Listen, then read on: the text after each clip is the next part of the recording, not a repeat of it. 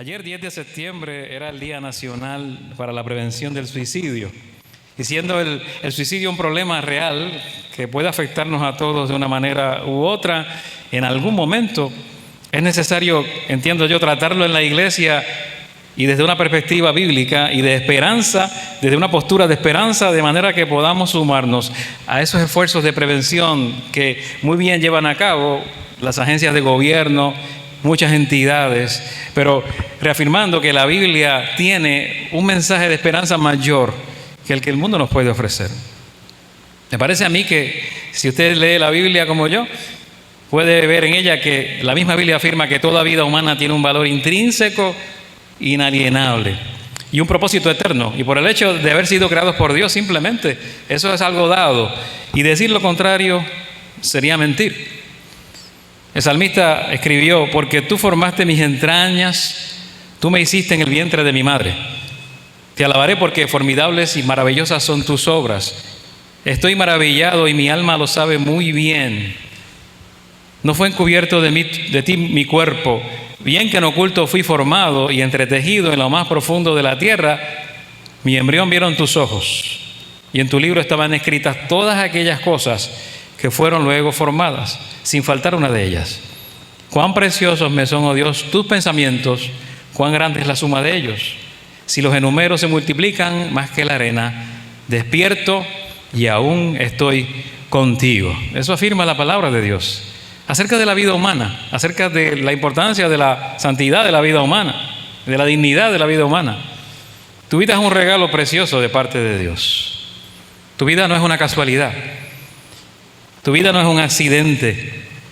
Tu vida no es producto del azar, como nos dicen, ni de la suerte, sino que el Dios soberano del universo, en su amor eterno, decidió crearte, y estar conscientes y seguros de esta gran verdad cambia toda percepción incorrecta de la dignidad de la vida. Y no te dejes engañar entonces por los mitos de una sociedad que parece restarle valor a la vida humana constantemente. Y quiero que miremos en el Antiguo Testamento un pasaje breve en Deuteronomios, que nos dice que os he puesto delante la vida y la muerte, la bendición y la maldición. Escoge pues la vida para que vivas tú y tu descendencia. Ese es el llamado de Dios desde el Antiguo Testamento. Es interesante que la Biblia proponga que tenemos que elegir. Escoge pues la vida. Es interesante que nos dice: tienes que tomar una elección libre de vivir. Sin embargo, sabemos que lamentablemente existe la posibilidad de lo contrario, que existe la posibilidad de que algunos decidan elegir lo contrario. Y por lo tanto, podríamos definir eso que estamos hoy tratando de prevenir, lo que denominamos suicidio, como ese acto por el que una persona se provoca la muerte con conocimiento y libertad suficiente. Lamentablemente ocurre. Y se trata de la mayor violación que existe de la propia vida, un gesto irreversible mediante el cual se rechaza la soberanía absoluta de Dios sobre la existencia humana. Esta es una gran tragedia, quizá la mayor tragedia o una de las más grandes tragedias. En la actualidad son numerosas las personas, entidades que defienden el suicidio libre y despenalizado, y es algo que vemos en sociedades continuamente, en las legislaciones. Algunos afirman erróneamente, por ejemplo, que una sociedad liberal basada en el principio de la autonomía moral del individuo, la ley no debería influir en evitar que en ciertas circunstancias la gente se quite la vida o se prive de la vida. En otras palabras, que aunque el suicidio pudiera ser o no un pecado en algunas circunstancias, desde luego que no debe ser un delito, según afirman estas sociedades y estas legislaciones.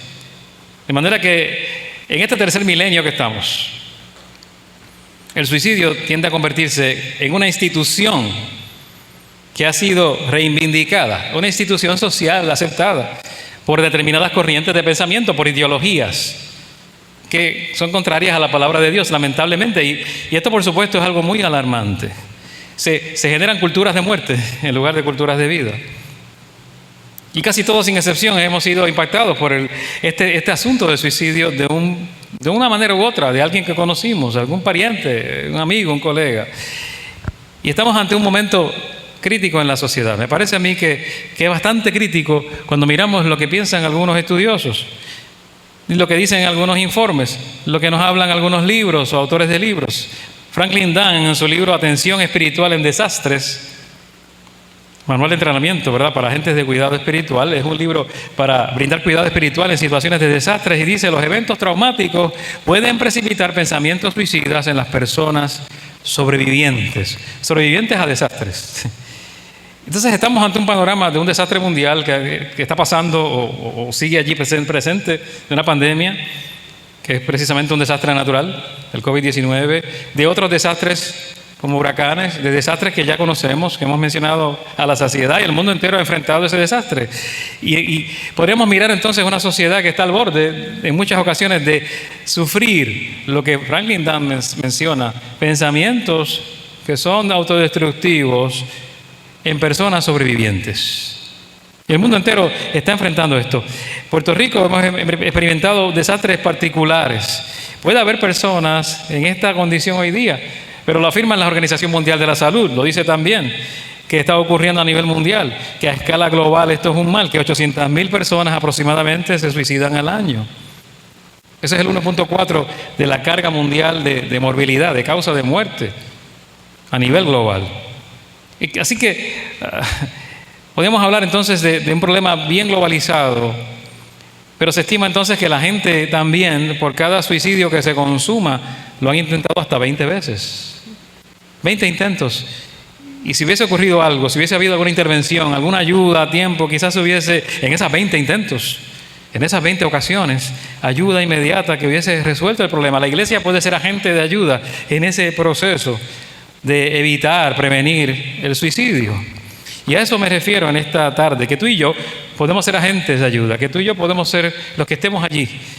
Y cuando nos toque la situación, poder ayudar, brindar ayuda a estas personas. Se estima entonces que deberíamos estar muy atentos, porque se considera que por cada persona que se priva de la vida, de 6 a 10 personas, entre amigos y familiares, quedan afectados de por vida por ese acto. Entonces la iglesia también tiene que tener una pastoral de acompañamiento cuando esto lamentablemente ocurre, que es después, posterior, lamentablemente. Y tenemos que estar preparados para todo esto. En Estados Unidos las estadísticas son altas, son muchas las vidas que se pierden cada año. En el 2019, 47.511 personas se privaron de la vida en Estados Unidos. En Puerto Rico se ha reportado 6.329 muertes de esta manera desde el año 2000 hasta agosto de este año. Hasta agosto del 2021, debo decir, en un año. Entonces, como cristianos, ¿qué podemos hacer? ¿Cómo podemos responder ante estas cifras? Porque no podemos quedarnos inertes o quizá ignorarlo. Claro que lo primero que viene a nuestra mente es orar por estas personas, claro que sí. Lo segundo que viene a nuestra mente es llevarle la verdad del Evangelio que transforma, que cambia la mente, que cambia el pensamiento de una persona, que le brinda esperanza, que le brinda nueva vida, que le da ahora otro propósito de vida y sentido a muchas cosas. Pero ¿qué más podemos hacer? Yo creo que debemos comprender el suicidio, por un lado, el problema del suicidio, y debemos abordarlo bíblicamente y estar preparados de forma práctica para atender algo como esto, que nos puede tocar muy de cerca, nos puede tocar la puerta. El comportamiento suicida se entiende como un proceso, es multifactorial, es multideterminado, no hay una sola causa, hay varios factores que inciden allí, que finaliza lamentablemente con esa muerte autoinducida. Y a pesar de que hay polémica sobre este tema, siempre ha sido polémico, hay que definir la conducta suicida, y prefiero definirla de forma, de la manera que lo dicen, tal vez estas estadísticas las vimos, de la manera en que lo dicen las ciencias sociales. El comportamiento suicida se divide en estos que ven allí. La idea suicida, ese pensamiento presente en una persona, deseo de morir o de matarse, de quitarse la vida. La amenaza suicida, que es la expresión verbal o escrita del deseo de privarse de la vida. El intento suicida, que es ese acto destructivo, sea cual sea, autoinfligido, no fatal, realizado con la intención de privarse de la vida.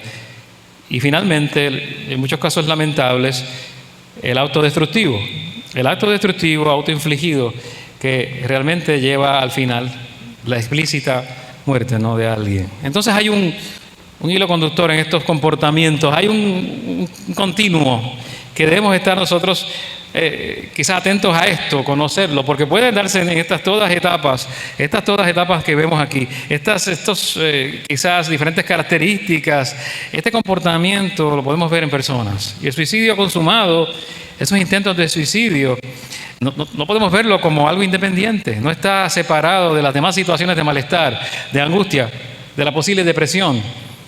No es algo que está separado de la problemática que tiene la persona, de toda su problemática. Para la mayoría de la gente es difícil entender, comprender por qué alguien llega a esta decisión. Nos parece difícil entender por qué no pueden ver más allá de sus problemas. Algunos tienden a juzgar, interpretamos mal el suicidio como una solución, algunos la ven como solución permanente a algunas situaciones, y ciertamente no lo es. Pero para algunas personas, lamentablemente, tiene sentido. Les parece que es la única solución al momento, dentro de su problemática, a lo que estén enfrentando. Sí quiero que miremos algunos mitos acerca del suicidio. Hay mitos que debemos considerar, y esto lo mencioné, pero vamos a mirar los mitos acerca del suicidio. Primero, muchos de los mitos que creemos acerca del suicidio es que es un problema solamente de un grupo de edad, que esto se trata de un problema de los adultos jóvenes, solamente de gente joven o adolescentes, y es un error. Sabemos que sí, hay un sector juvenil que se afecta por esto y que es grave cuando esto ocurre, y que esa tasa de suicidio en jóvenes se presenta muchas veces en las noticias, en los titulares, sobre todo si es alguien muy joven. Lo hemos visto en adolescentes, lo hemos visto en niños. Pero el mayor índice de suicidios ocurre en hombres blancos mayores de 60 años de edad, por lo menos en Estados Unidos. Gente mayor y mayormente hombres. Así que no es cierto que sea solamente un asunto de una edad en particular. Lo otro allí, en cuanto a los mitos, hay menos riesgo, piensa la gente, si todo le va bien a una persona. La gente que parece que lleva una vida fácil, la gente que parece que todo le va bien, que tienen una vida que parece que todo es positivo, uno lo mira y piensa, esa persona jamás llegaría a ese punto de vista, tiene una vida tan buena, tan completa, mantiene una actitud positiva, quizás generalmente esta persona está llena de energía, ha logrado grandes cosas, y sin embargo, eso no quiere decir que esta persona, porque le vaya bien, eso lo va a eximir de que tenga una situación de idea suicida o más allá. Porque es importante que entendamos que aunque la actitud positiva puede ser buena, puede ser excelente, ¿verdad? Puede ser algo muy bueno, inclusive después de un intento como este, hay un tiempo de riesgo de unos 3 meses, donde hay que verificar si esa persona realmente no va a intentarlo nuevamente. Entonces, si lo ha intentado, hay que estar pendiente en un tiempo considerable de su salud mental, emocional y espiritual. Lo tercero es que la persona suicida es egoísta. Hay gente que tiene ese mito, cree ese mito. Piensan que la persona suicida es un egoísta porque están centrados en sus propios problemas y que no consideran el impacto de sus acciones sobre los demás, y los juzgamos por esto. Y tenemos que tener cuidado con esa percepción. Tenemos que tener mucho cuidado con esa manera de discriminar, tal vez, esa manera de ver a las personas como muy preocupados. En la mayoría de los casos, su sentimiento es genuino y piensan que los demás van a estar mejor sin ellos por su situación de vida. Lo otro es que no es cierto que quienes hablan de suicidarse o hacen gestos suicidas no lo vayan a llevar a la práctica. Hay personas que piensan, no, lo está diciendo solo para manipular, lo está diciendo solo para llamar la atención, etcétera. Hay que tener cuidado con no tomar en serio los gestos, no tomar en serio las indicaciones, no tomar en serio lo que hemos dicho que puede ocurrir en el comportamiento suicida y pensar que nunca lo hará. Hay que tomar bien en serio estos gestos suicidas. Hay llamadas de auxilio en estos gestos. Hay llamadas de búsqueda de ayuda y no podemos dejarlos pasar. Lo otro es que algunos creen que entre la gente cristiana no hay suicidio, lo cual es falso también. Otro mito. El Evangelio es mensaje de esperanza, ¿sí? Eso lo creemos. Y ya que el suicidio es evidencia de la falta de esperanza, la gente piensa entonces que hay aquí una contradicción, que es una paradoja. Y pensamos que no puede ocurrir entre los creyentes. Los buenos cristianos, inclusive ministros, inclusive pastores, no están inmunes a los factores de riesgo que los pueden llevar al suicidio. No están inmunes, no son diferentes al resto de la población. Hace unos años atrás, el suicidio del hijo del reverendo Rick Warren, ustedes saben cuán conocido es Rick Warren como escritor, pastor, conmocionó al mundo. Y pone sobre la mesa este tema de la depresión, que mucha gente llega a experimentar y pueden llegar fatalmente a lo que es el suicidio, pero ha habido pastores que se han privado de la vida. Hace unos años atrás, en el mismo Día Internacional del Suicidio, 2 pastores se privaron de la vida. Entonces no estamos inmunes a nada de esto. El otro mito es que no se pueden prevenir los suicidios.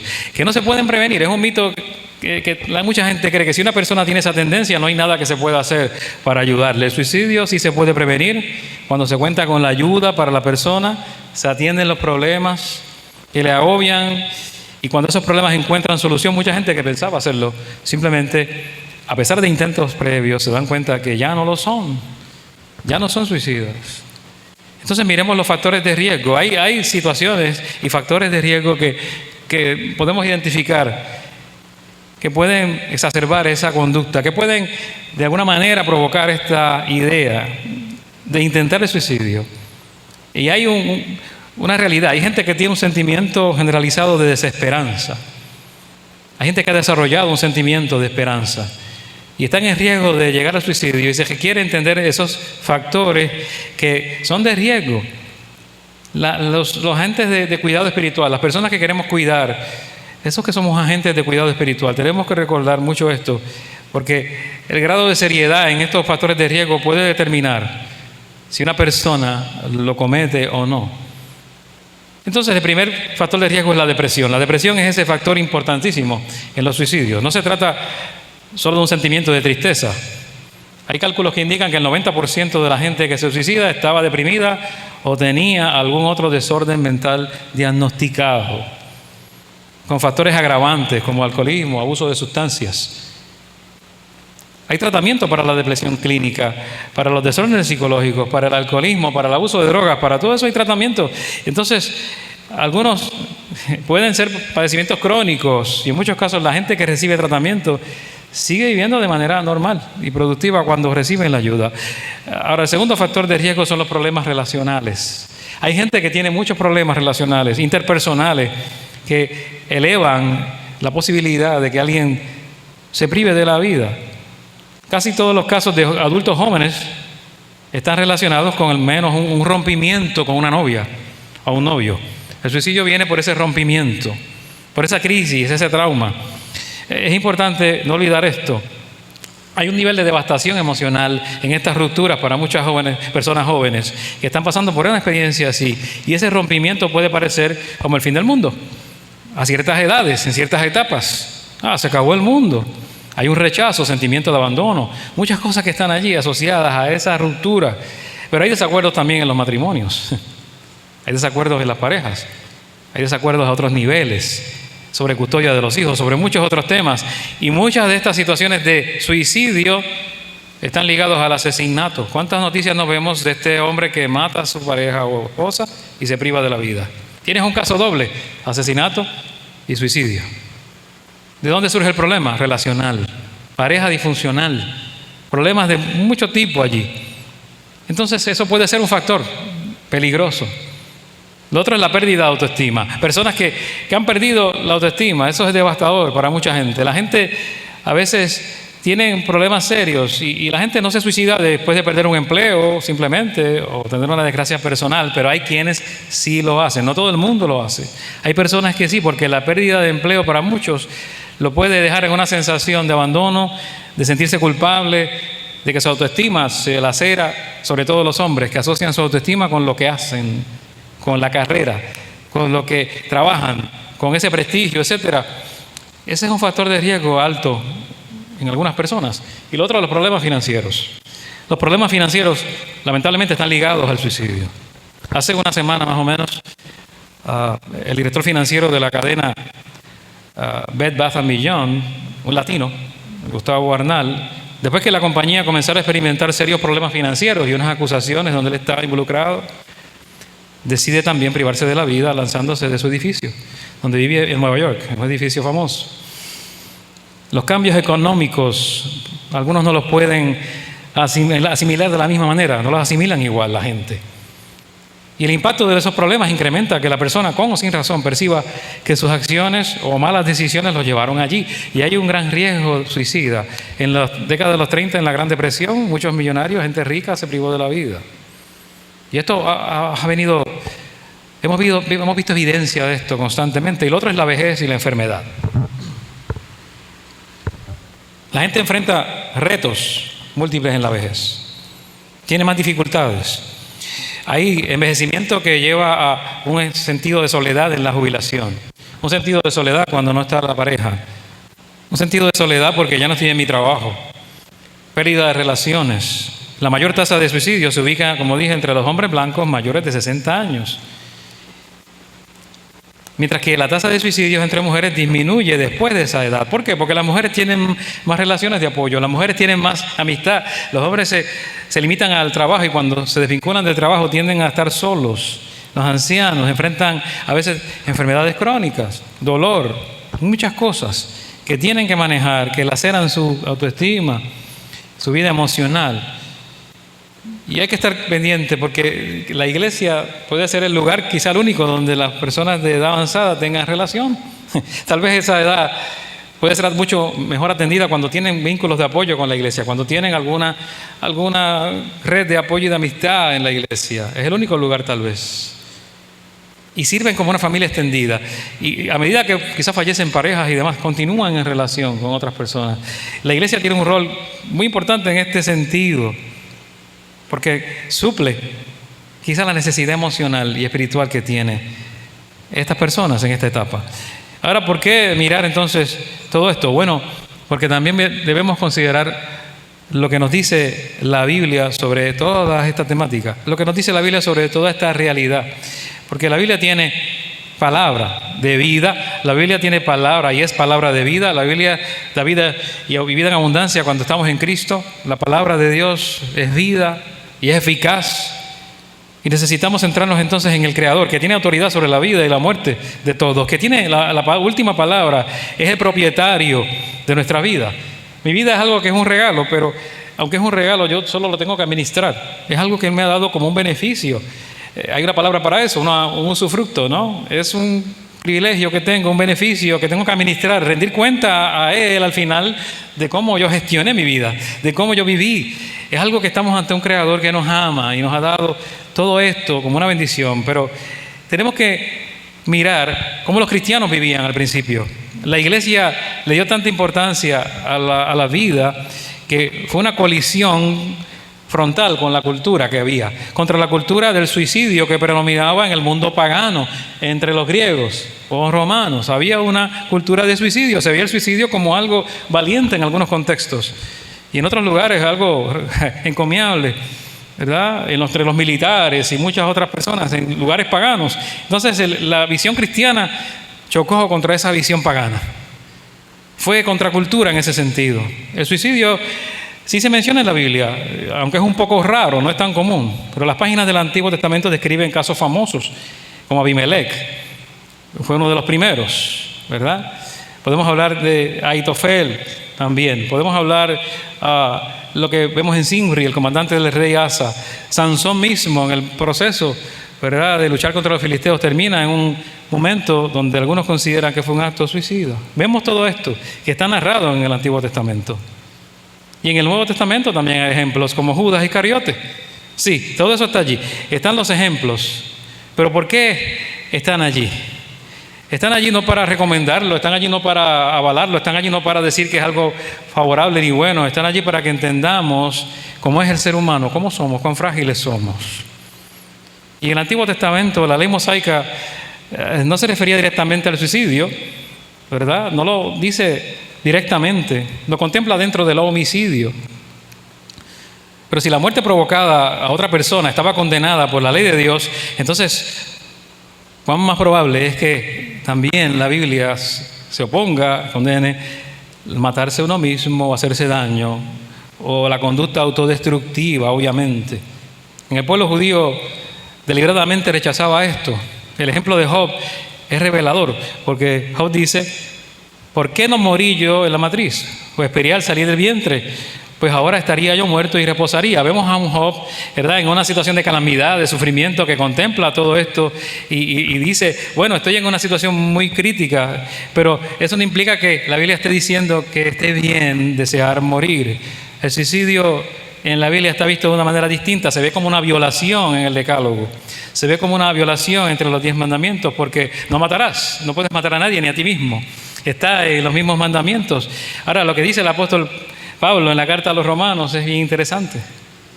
Dice, porque ninguno de nosotros vive para sí y ninguno muere para sí. Pues si vivimos, para el Señor vivimos. Y si morimos, para el Señor morimos. Así pues, sea que vivamos o que muramos, del Señor somos. De nuestra vida se dice algo especial aquí. Se dice que nuestra vida y muerte debe estar determinada solo por el Dios creador nuestro. Que nosotros mismos no podemos tomar el control de todo esto. Que sabemos que también afectamos a personas con quienes convivimos cuando decidimos esto. Que no estamos en una burbuja aislada allí. Nadie vive solo para sí mismo. Si yo cometo un acto contra mi vida, afecto a mucha gente. Si yo cometo un acto autodestructivo, afecto a los demás. De ahí que este hecho de privarse de la vida tiene tantas repercusiones. Y nos sigue diciendo el apóstol Pablo, no vives para ti mismo. No vives para ti. Hay otros que se van a afectar con lo que decides, en la forma que vives y en la forma que mueres. Todo eso afecta a otros. Entonces, vivimos para el Señor y el día que muramos, cuando Él lo determine, también para Él. Es algo que va a ocurrir cuando Él decida, cuando Él quiera, como Él quiera, de la manera que Él decida. Y podemos honrar al Señor de la forma que vivimos y honrar al Señor en la forma en que morimos. Cuando no nos precipitamos, cuando no nos adelantamos, cuando en medio de los sufrimientos y las dificultades buscamos y clamamos al Señor en lugar de recurrir a esto que no vemos en la Escritura avalado en ningún lugar, en ninguna parte. La palabra de Dios declara la santidad de la vida. Eso es bien importante. Nosotros no podemos ignorar esto. La palabra de Dios dice no matarás en Éxodo 20:13, santidad de la vida. Tú no puedes atentar contra la vida de otro. ¿Por qué? Porque es portador de la imagen de Dios. Tú no desprecias la imagen de Dios que hay en otro, sea quien sea. Pero tampoco en ti mismo. No puedes atentar contra eso en ti mismo. La Biblia dice también, Jehová dio y Jehová quitó, sea el nombre de Jehová bendito. Él es quien quita y da, aún la vida. La Biblia dice en Corintios, o ignoráis que vuestro cuerpo es el templo del Espíritu Santo, el cual está en vosotros, el cual tenéis de Dios y que no sois vuestros, porque habéis sido comprados por precio. Glorificad pues a Dios en vuestro cuerpo y en vuestro espíritu, los cuales son de Dios. Todo lo que tengo, lo que soy, mi cuerpo, le pertenece a Dios. Esta habitación donde está mi vida es para honrar a Dios. No es mía, es de Dios. Y la tengo que cuidar. Y dice la palabra, porque nadie aborreció jamás su propia carne, a su propia carne, sino que la sustenta y la cuida, como también Cristo a la iglesia. Tú vives para cuidar también, proteger, cuidar el cuerpo que es el templo del Espíritu Santo. Hay toda clase de aseveraciones, hay toda clase de declaraciones, referencias a la santidad de la vida. Entonces, tú tienes un cuerpo, una vida que es para darla en servicio a Cristo, al reino. No es para ti solamente. Nuestra cultura posmoderna cree que la verdad absoluta no existe, ¿okay? Cree muchas cosas que en sí misma es una afirmación de verdad absoluta. Si yo digo la verdad absoluta no existe, es una afirmación absoluta. Se niega a sí misma, ¿no? Pero en una sociedad que no cree en Dios o dice no creer, no teísta, relativista, a veces es así difícil defender la vida y estar en contra de cosas como el suicidio. Entonces no somos nuestro propio poder superior para escoger. Dios está por encima de nosotros. Y si Dios es el Señor de todo lo que existe, conserva que la propiedad sobre nuestras vidas y nuestros días.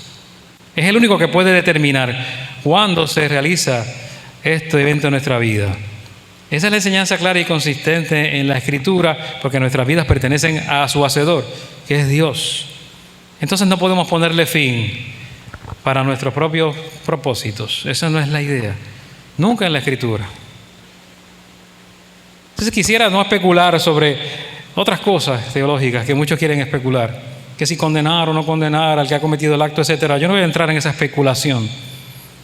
Los juicios finales son de Dios sobre las acciones de todos. Haga lo que haga una persona. Pero sí quisiera que miremos lo que podemos hacer. ¿Qué podemos hacer como iglesia y como hijos de Dios, podemos ayudar a la gente a escoger la vida. Ayudar a la gente a eso. Hay factores de riesgo, sí, están allí, son muchos. Están plasmados en lo que hemos dicho y están identificados. Pero las investigaciones indican que si estos signos de advertencia podemos verlos a tiempo y podemos ayudar. Cuando alguien está hablando pensando en la muerte, cuando alguien tiene una depresión clínica, cuando alguien tiene deseos de muerte expresados, conductas temerarias que atentan contra su vida, cuando la gente pierde el interés en las cosas y quizás los ves que ya no hacen lo que les interesaba antes, pierden interés en las actividades, cuando hacen comentarios sin esperanza, que hay desesperanza en su discurso, en lo que hablan, cuando empiezan a poner los asuntos en orden, terminar asuntos pendientes, hacer cambios y testamentos en algunos casos, cuando la gente trata de alguna forma comunicar un mensaje, porque hacen expresiones sobre la muerte o deseo de morir y dicen cosas como sería mejor si yo no estuviera aquí o quisiera irme, todas estas cosas, hay que estar pendiente. El cambio de ánimo repentino, inesperado en una persona, de mucha tristeza a mucha calma o aparente alegría, el aislarse de las amistades y los familiares, el expresar emociones negativas intensas, el sentimiento de fracaso continuo y esos cambios drásticos de personalidad o mucha culpa. Todo esto hay que verlo con mucho cuidado y estar atentos, porque son señales bastante claras de que algo está mal. Y es importante que usted cuando ve estas cosas escuche atentamente, que preste atención a lo que dice la persona y si ve que hay riesgo potencial, no deje a la persona sola, no deje sola a la persona en riesgo, a menos que su vida esté en riesgo también en ese momento. Pero sí estar allí presente, que le crea a la persona que está hablando sobre este tema, que lo tome en serio, que no lo sermonee, que no lo regañe, que no lo juzgue, que valide sus sentimientos y hágale saber que desea ayudarle. Facilite que la persona verbalice lo que siente y que busque ayuda profesional. Ayúdela a encontrar respuestas alternativas para esas situaciones apremiantes. Nunca piense que buscar ayuda es una señal de debilidad cuando alguien está así, o que no tiene importancia lo que está diciendo o está bromeando, que no lo hará, que se le olvidará en unos días, que lo hace para llamar la atención, o como decimos en nuestra cultura, que son changuerías. Esos son changuerías, dice mucha gente de fulano o fulana, sobre todo, ¿verdad? Cuando asuntos de la edad, que está manipulando, no piense nada de eso, que no diga que está loco tampoco, loca. No diga que no es su responsabilidad. Ni piense que no es la persona adecuada para ayudarle. Quizá usted que está cerca es la única persona adecuada, la única. ¿Qué podemos hacer más allá como iglesia? Cuando miramos la palabra del Señor, vemos algo importante, porque el Señor Jesús nos dejó ejemplos interesantes, nos dijo que amáramos a nuestro prójimo como a nosotros mismos. Yo no me quiero morir, entonces si yo amo a mi prójimo, tampoco quiero que muera. Yo no me quiero morir. Entonces amarlo implica eso. Nos dio ese ejemplo con el samaritano, cuando tuvo compasión de la persona herida, la cuidó, lo vendó. Alguien herido en riesgo de morir. Lo vemos en Lucas 10, 29 al 37. Entonces podemos servir de apoyo, sanar heridas emocionales, cuidar esas heridas, sí, buscar ayuda adicional y apoyo adicional y profesional, y escuchar y amar a esa persona, fomentar el bienestar de esa persona. Y aunque estén allí todas las señales, todas las luces encendiéndose, todas las banderas, no perdamos la esperanza en Cristo Jesús, no perdamos la esperanza del Evangelio, que es la que da vida, que es la que da una nueva mentalidad, que es la que da un nuevo enfoque a la vida, que te da vida nueva. Ese sufrimiento emocional, existencial, el que sea, se puede resolver con el Evangelio. Cuando el Evangelio llega a la vida de algunos, se resuelven muchas cosas cuando llega el Evangelio, y en algunos será la comprensión del Evangelio. Porque aunque estén en Cristo, si no comprenden bien el Evangelio, entonces necesitan esa comprensión del amor de Dios, cuánto les ama, cuánto les cuida, cuánto está presente Dios en sus vidas. Y si han estado alejados de Dios, comenzar a buscarle nuevamente, acercarse al Señor. Es el momento de acercarlos a Dios, si la persona quiere y si no se opone y si no hay una rebeldía hacia Dios directa. Es importante. Esos factores protectores son fuertes. Presencia, ayuda, escuchar. Las mismas creencias cristianas que muchos llaman religiosas, que la psicología recomienda y los presenta como factores protectores. Pensemos en todo esto es real y todo esto parte de mucha investigación. Pero tú puedes ser el canal de bendición. Tú puedes ser el que esté presente y cambie la historia de esta persona. O Dios usarte para cambiar la historia, al final de su historia puede cambiar. Porque puede ser un final mucho mejor y no el que vemos en ese momento, no el cuadro más triste. Entonces, ante una amenaza real de suicida, en ese preciso momento, si la persona está en ese momento ya o intenta o lo está intentando, o ya lo intentó y está viva, llama al 911, lo práctico. Llama al 911, explica esa situación a las emergencias, no dejes a la persona sola. Si tu vida no está en riesgo, quédate allí. Puedes también, ante toda duda, recurrir a los servicios que tiene el gobierno para brindar ayuda inmediata, recurrir quizás a algunas de las fuentes de ayuda. Se encuentra la línea Paz en nuestro país, 1-800-981-0023 de AMSCA. Es para buscar ayuda en situaciones como esta. Tenemos también otras entidades como la Coalición Cristiana para la Prevención del Suicidio. Hay una coalición cristiana específicamente para la prevención del suicidio, 1-888-610-8483. Es una línea de esperanza, se llama. Tenemos también otros recursos disponibles como la Comisión para la Prevención del Suicidio, con talleres sobre suicidio, con webinars, con talleres en línea, con videos instruccionales, con información acerca del suicidio que nos instruye. Hay que educarse. Aunque no seamos profesionales de la conducta, nos podemos educar, preparar lo mejor posible. Y hay una línea internacional que está desde este año en Puerto Rico, a partir de julio-agosto, el 988. La línea de crisis, suicidio y crisis internacional. Estamos ya vinculados a esa red. Usted solamente llama al 988 en una situación suicida. Es más sencillo llamar así. Es más sencillo recibir ayuda inmediata cuando usted entiende que no tiene los recursos o no hay otra alternativa. Esté allí y provea estas alternativas. La Biblia sigue diciendo, escoge pues la vida. Escoge pues la vida. Es elegir correctamente. Tú puedes ser usado para esto. Y muchas de estas cosas están gratuitas, simplemente con una llamada. Podemos salvar vidas. Recursos gratuitos, maneras de servir y ayudar, maneras de evitar la tragedia. Que Dios nos ayude para que en momentos como ese podamos actuar como haría el Señor Jesús. Simplemente lo que haría el Señor. Porque el Señor siempre actúa en amor. Entonces podemos ser también agentes de bendición cuando actuamos como actuó Jesús, cuando lo hizo con el buen samaritano, como quiere hacerlo en la vida de todos. Y por eso oramos al Señor. Quiero que oremos para que el Señor nos ayude. Y si hay alguien cercano, amistad, familiar, compañero de trabajo, hermano en la fe, alguien que está lidiando con esto, orar para que pueda recibir la ayuda a tiempo, para que el Señor quite también todo pensamiento autodestructivo de sus mentes y Dios haga la obra en cada persona. Y por eso tenemos estos lacitos aquí hoy, amarillos, porque estamos luchando, queremos también luchar contra esto que es el suicidio y queremos brindar esperanza a aquellos que no la tienen. Y oramos. Dios bueno, te honramos, Señor, en esta tarde, solo a ti que eres dador de vida y que eres dador de esperanza, que eres nuestro hacedor. Solo a ti que eres, Señor, el que tiene toda autoridad sobre nuestras vidas también, como creador, como soberano, como Rey del universo, como aquel que puede sanarnos, que puede salvarnos, que nos brindas en momentos difíciles de sufrimiento y dificultad, aunque estemos como Job o clamemos y estemos hasta cierto punto desesperados, estamos conscientes de tu presencia continua. Quisiéramos que otros también tuvieran esa certeza de tu presencia continua, de tu favor para con ellos.